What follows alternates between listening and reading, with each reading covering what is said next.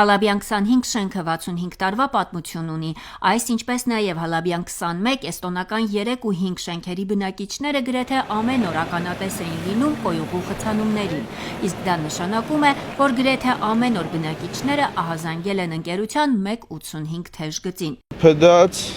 անմխիթար վիճակ է, տարին 12 ամիս առավոտից իրիգում, երբ որ կոյուղում խցանումներ էր առաջանում,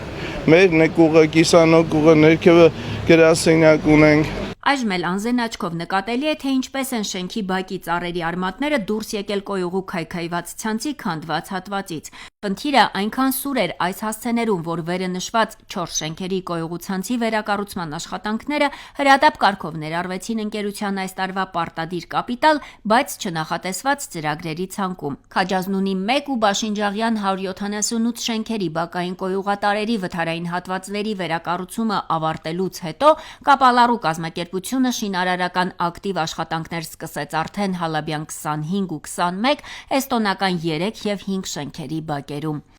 Աշխատանքները ընթանում են շատ հստակ, նորմալ, կան կարող ոչ մի հանգամանքներ չունենք։ Այս պահին մոտ մի 2-3 դիտահորերի քանդման եւ կառուցման աշխատանքներ են ընթանում։ Ընդհանուր առմամբ այս ծրագիրը 3 ենթածրագրերով նախատեսված է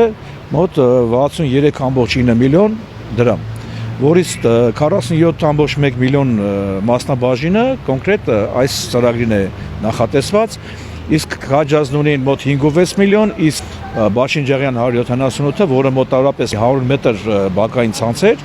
11.2 միլիոն էլ նախատեսված էր Բաշինջաղյան 178-ի համար։ Մաշված ու քայքայված հատվածն այստեղ ավելի քան 500 գծամետր է։ Կոյուղին սպասարկում է ամբողջ թաղամասը։ Ավարտից հետո վերակառուցվող հատվածը կնպաստի նաև հարևան շենքերի կոյուղու նորմալ աշխատանքային լինելուն։